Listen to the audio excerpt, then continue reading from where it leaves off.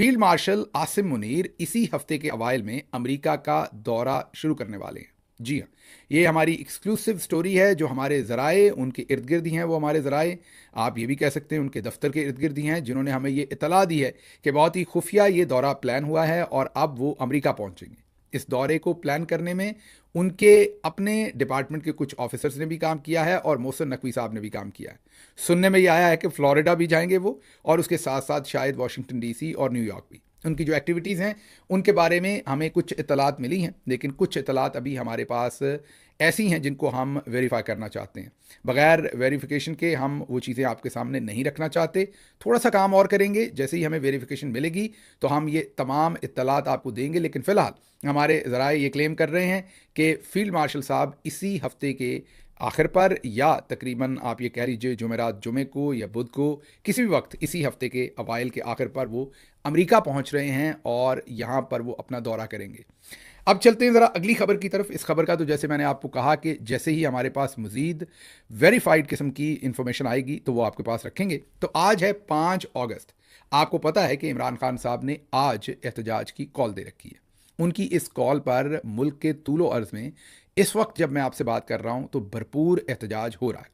बलूचिस्तान से अगर बात शुरू करें तो बलूचिस्तान में तकरीबन तमाम ही मेजर इलाकों के अंदर आपको छोटी बड़ी रैलियां दिखने को मिल रही हैं। मतलब कि लोग बाहर निकले हैं, एहतजाज हो रहा है। कहीं पर रोड ब्लॉक की गई है तो कहीं पर उसके बगैर ही एहतजाज किया जा रहा है। इसी तरीके से सिंध में, कराची हो, हैदराबाद हो, हर जगह पर आपको लोग निकलते हुए नजर आ रहे हैं।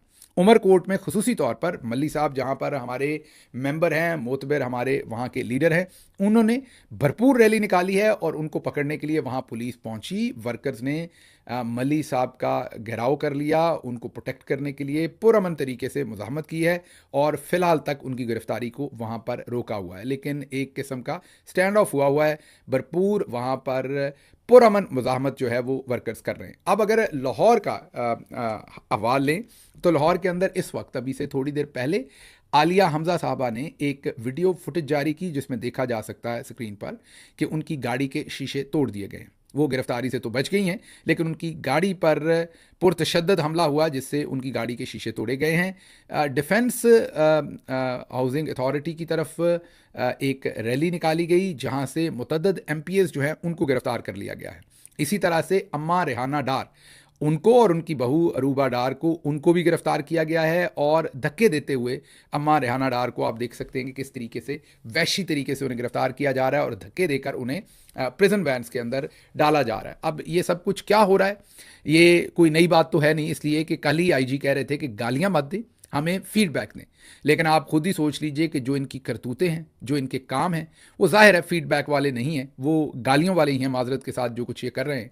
क्योंकि जो नानियाँ दादियाँ हैं उनका गिरफ्तार करना था, एहतराम के साथ भी आप गिरफ्तार कर सकते थे, लेकिन आप ज़रा खुद से देखिए कि उनकी चादर सर से उतर रही है, उनको धक्के दिए जा रहे हैं और इस उम्र में उनको कितनी तेज़ धक्के देते हुए तकरीबन दौड़ाया जा रहा है और उसमें उनको गिरफ्तार किया जा रहा है। फिर प्रिजन वैन में उन्हें खींच के ऊपर लेकर जाने की कोशिश की जा रही है। फिर एक और जगह पर, मुझे अभी तक कंफर्म नहीं हो सका कि ये जगह कौन सी है, हमारे एक लोकल PTI के लीडर गाड़ी की सनरूफ में से निकले, एहतजाज कर रहे हैं, उन्हें गिरेबान से पकड़ के पुलिस वाला पटक कर नीचे फेंकता है और उन्हें वहाँ से घसीटते हुए लेकर जाते हैं। वो यकीनी तौर पर या हमारे वो नेशनल असम्बली के उम्मीदवार हैं या प्रोविंशियल असम्बली के वो उम्मीदवार हैं और उनके साथ ये सलूक किया जा रहा है। तो आप खुद ही फस्तायत देख सकते हैं कि क्या हो रही है।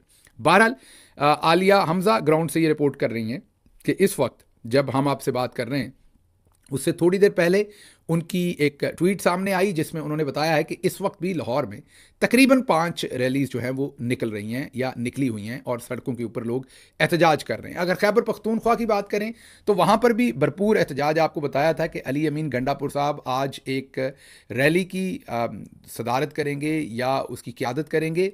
वो अभी से थोड़ी देर बाद उसकी भी फुटेज आपके सामने आ जाएगी। इस वक्त बहुत सारे वर्कर्स जो हैं वो इस्लामाबाद से निकले हैं और उन्होंने सवाबी इंटरचेंज पर आके मोटरवे को ब्लॉक कर दिया है। इसी तरह से मैंने आपको बताया कि बलूचिस्तान में भी कुछ सड़कों को ब्लॉक किया गया है। तो अगर आप पूरे मुल्क में देखें तो आज़ाद कश्मीर में आपको हम पहले ही पिछले व्लॉग में रिपोर्ट कर चुके हैं। तो आज़ाद कश्मीर हो, केपी हो, बलूचिस्तान हो, सिंध हो, पंजाब हो, तमाम जगहों पर लोग निकले हुए हैं और मुज़ाहमत कर रहे हैं।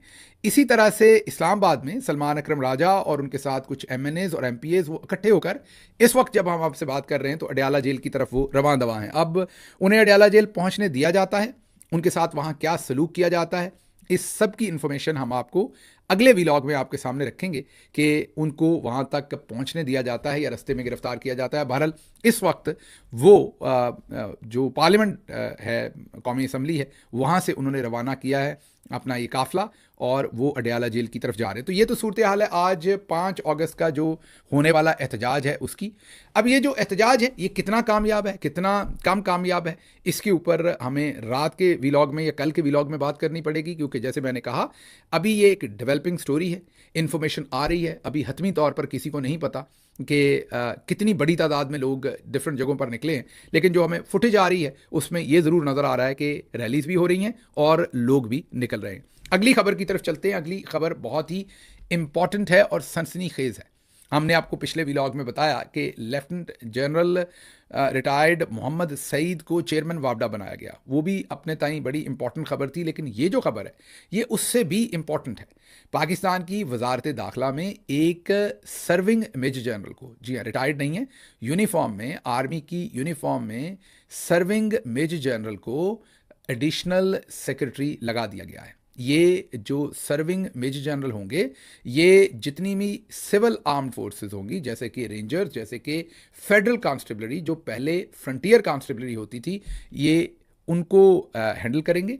तमाम जो ऑपरेशंस करवाएंगे वो भले टेररिज्म का नाम हो या लॉ एंड ऑर्डर की सिचुएशन या कोई पॉलिटिकल रैली हो रही है उसको कंट्रोल करना है, लोगों को उठाना है, मार कुटाई करनी है, उस तमाम के हेड अब ये सर्विंग मेजर जनरल होंगे। ये जो सर्विंग मेजर जनरल हैं इनका नाम नूर वली है। इससे पहले ये ISI में खिदमात अंजाम दे चुके हैं।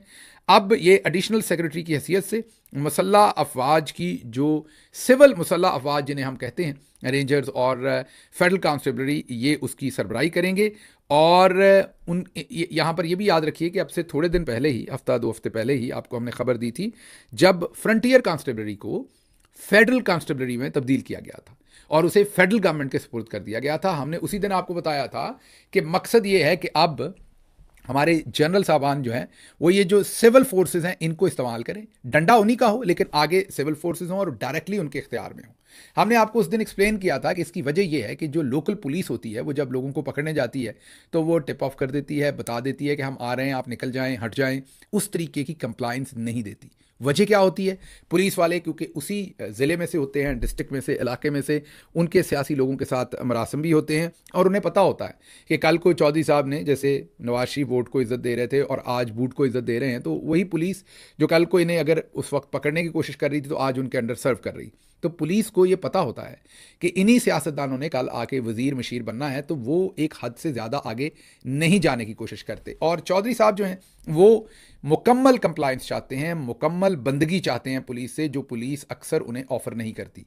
इसलिए ये इंतज़ाम किया गया कि फ्रंटियर कांस्टेबलरी को फेडरल कांस्टेबलरी बनाया गया, फिर उसके ऊपर एक मेजर जनरल को उसका IG रैंक की तरह हेड लगाया गया और अब उसके भी ऊपर एक और सर्विंग मेजर जनरल को, वहाँ भी सर्विंग मेजर जनरल ही लगाए जो फ्रंटियर कांस्टेबलरी को हेड कर रहे हैं, अब एक और मेजर जनरल को एडिशनल सेक्रेटरी लगा दिया और वो राइट हैंड होंगे मोहसिन नकवी के।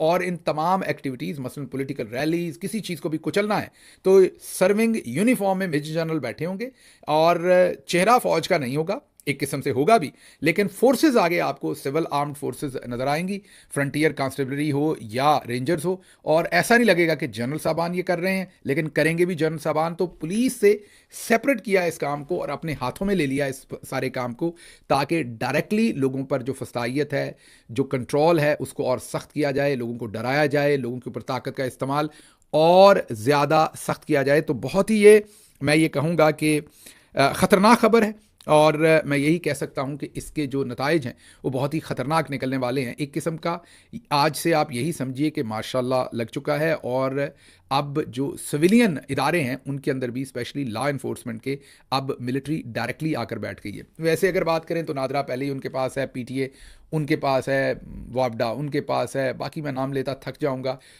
एक दिन आपको पूरी लिस्ट हमने बताई थी। इदारे ये इदारे हैं जो उनके पास हैं, लेकिन ये जो पोजीशन है, ये जो एडिशनल सेक्रेटरी की पोजीशन दी है, इसके बाद आप समझ सकते हैं कि डायरेक्टली जो लॉ इन्फोर्समेंट है उसको भी अपने इख्तियार में ले लिया है। तो इसका मतलब ये है कि अब लोगों पर जुल्म जो है वो बढ़ने जा रहा है। अगली खबर जो है वो आपके सामने रखनी है, वो बहुत ही संजीदा, इंटरेस्टिंग और डिफरेंट खबर है।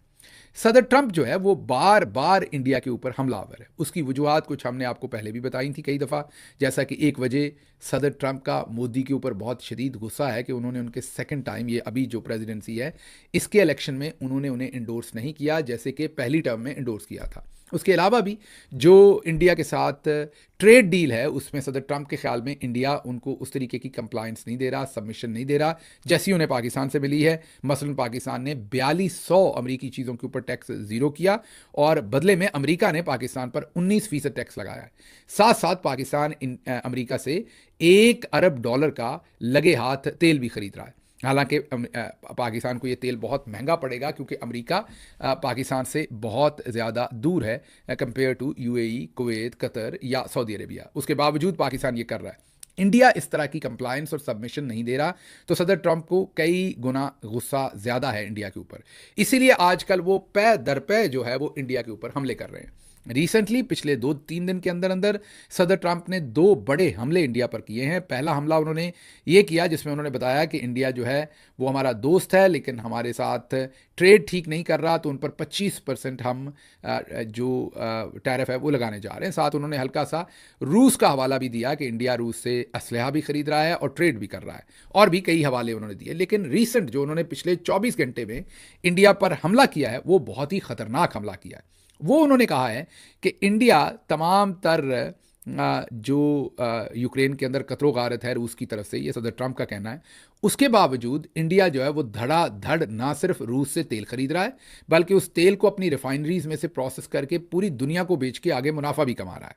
उन्होंने कहा कि ना सिर्फ तेल खरीद रहा है बल्कि हथियार भी खरीद रहा है और चाइना भी रूस से ये तेल खरीद रहा है। तो इंडिया को अब अजाफी टैरिफ 25% के ऊपर भी मैं लगाऊंगा क्योंकि इंडिया अंधा हो चुका है, उसको यूक्रेन में होने वाली कत्लो गारत जो है वो नज़र नहीं आ रही।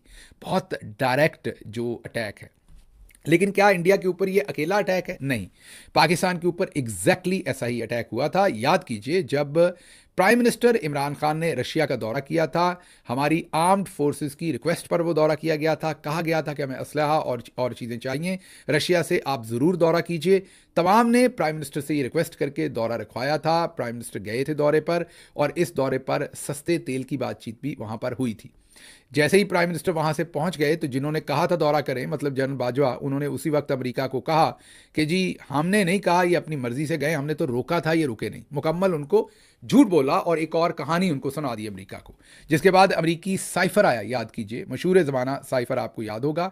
वो साइफर आया और साइफर के वक्त जब अभी वज़ीर आज़म इमरान खान ऑफिस में थे और एक कॉन्फ्रेंस रखी गई, डिफेंस एंड स्ट्रेटेजिक जो मामलात हैं उनके ऊपर इस्लामाबाद के अंदर एक कॉन्फ्रेंस रखी गई। इमरान खान वाज़े तौर पर ये ऐलान कर चुके थे अपनी हुकूमत की पॉलिसी का कि हम इस जंग में न्यूट्रल रहना चाहते हैं, मतलब कि कोई साइड पिक नहीं करना चाहते।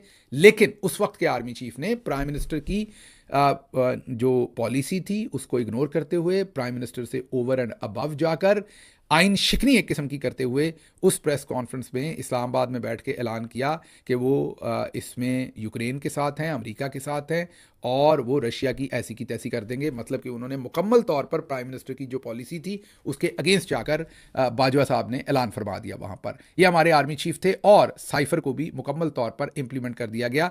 आपको वो सब कुछ याद होगा। अब ज़रा इंडिया की बदकिस्मती देखिए कि इंडिया में कोई आर्मी चीफ ये काम कर ही नहीं रहा।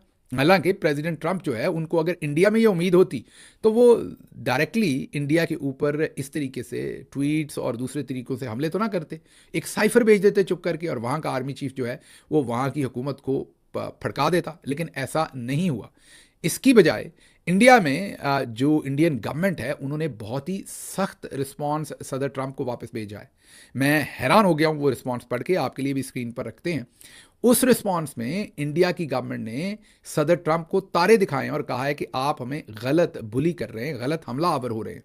आप हमें कह रहे हैं कि हम रशिया से तेल खरीद रहे हैं, आप और यूरोपीय यूनियन खुद क्या कर रहे हैं? उन्होंने यूरोपीय यूनियन को यह याद दिलाया कि आपका जो 2023-24 का ट्रेड है रशिया के साथ, वो तकरीबन 85 अरब डॉलर का ट्रेड है आपका, जिसमें सर्विसेज और गुड्स हैं। फिर उन्होंने बताया कि जो गैस आप ले रहे हैं वो पिछले सालों की निस्बत आपने डबल ट्रिपल कर दी 2022-23 में गैस। तो आपने उनसे एलएनजी गैस, जो भी लिक्विड गैस, वो जो आप ले रहे हैं वो भी आपने बहुत ज़्यादा कर दी। तो उन्होंने कहा कि आप हमें किस मुंह से अटैक कर रहे हैं? हमारी तो ज़रूरत थी, हमें तो ये ट्रेड करना ज़रूरी था, क्योंकि हमने इंडियंस को सस्ती कीमत पर तेल फ्राहम करना था अपने शहरियों को। और जब यूक्रेन और ये सारी जंग लगी तो पूरी दुनिया में सप्लाई चेन मुतासर हुई, तो हमारे पास और कोई रास्ता नहीं था, हमें रूस से ही तेल खरीदना था।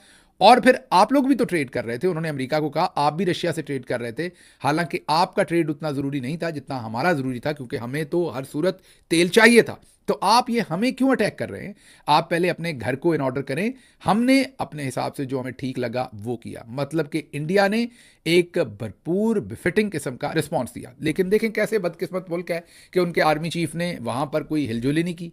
हमारे वाले होते तो फौरी तौर पर साइफर आता और प्राइम मिनिस्टर को पकड़ के जेल में डाला जाता, हुकूमत गिराई जाती और कहते कि जो अमेरिका बहादुर ने कहा है हम वही करेंगे। इंडिया में ऑन कॉन्ट्रेरी बेचारी वहाँ की फ़ौज की ना कोई सुन रहा है, ना फ़ौज को इस मामले में इन्वॉल्व कर रहा है, ना फ़ौज को समझ है वहाँ की कि हमने भी तेल के मामले में कोई स्टेटमेंट देनी है। ना उनके आर्मी चीफ ने अभी तक ट्रंप की भरपूर सपोर्ट का ऐलान किया और पुतिन के खिलाफ बयान दिया है। ना ही वहाँ के आर्मी चीफ ने यह कहा है कि हम कोई बिजनेस या धंधा या तेल की खरीदो फरोख्त रूस से नहीं करेंगे। बिल्कुल जो कुछ जनरल बाजवा ने किया उसके बिल्कुल अपोजिट वहां का आर्मी चीफ कर रहा है कि वो इस मामले के अंदर कोई लेन देन नहीं रख रहा। और वहां की सिविलियन गवर्नमेंट जो है वो अमेरिका को भरपूर और बिफिटिंग जवाब दे रहा है। और कोई वहां की जो आप ये कहिए कि वहाँ पर फॉर्म 47 की कोई हुकूमत अभी तक नहीं बनी, वहाँ पर अदम एतमाद नहीं हुआ, वहाँ की लिबरल क्लास हो या वहाँ के रिलीजियस फनेटिक हों या दूसरे लोग हों, जितने भी हैं, हर तरह के लोग जो हैं वो अपने मुल्क के साथ, अपने प्राइम मिनिस्टर के साथ खड़े हैं और तमाम यक जुबान में वापस ट्रंप को सख्त जवाब दे रहे हैं, स्पेशली उनकी आर्म्ड फोर्सेस। तो इस वजह से हाँ, मेरे ख्याल में अमेरिका इंडिया बहुत पीछे है। उनकी फ़ौज को तो पता ही नहीं है कि इन मामलों से फ़ायदा कैसे उठाना है। तो हम उनसे बेहतर हैं, ये टेक्नोलॉजी मेरा ख्याल हमें उनको भी दे देनी चाहिए, ये टेक्नोलॉजी उनको भी ट्रांसफ़र कर देनी चाहिए, प्रोवाइडेड कि वो ये लेना चाहते हैं कि नहीं। मुझे लगता है कि ये अकल तो उनके पास भी है, पावर उनके पास भी है, लेकिन वो ये करना नहीं चाहते। और ये हमें फ़र्क मानना भी पड़ेगा और सीखना भी पड़ेगा कि किस तरीके से दूसरी कौमें जो हैं वो ऐसी सिचुएशन के अंदर काम करती हैं। लेकिन हमारे यहाँ अजीब ही मामला है, वो आपको पता है कि हम किस तरीके से इन तमाम चीज़ों को वो हैंडल करते हैं। अगली खबर जो आपको हमने देनी है वो खबर एक सक्खर से हम आपके सामने खबर रखते हैं। सक्खर से खबर ये है कि झंडे में झंडे पे मैंने कह दिया, डंडे पर झंडा लगाने के लिए 99,98,000 रुपए का टेंडर दिया गया है। ये जरा गौर कीजिए, करोड़ का नहीं दिया गया,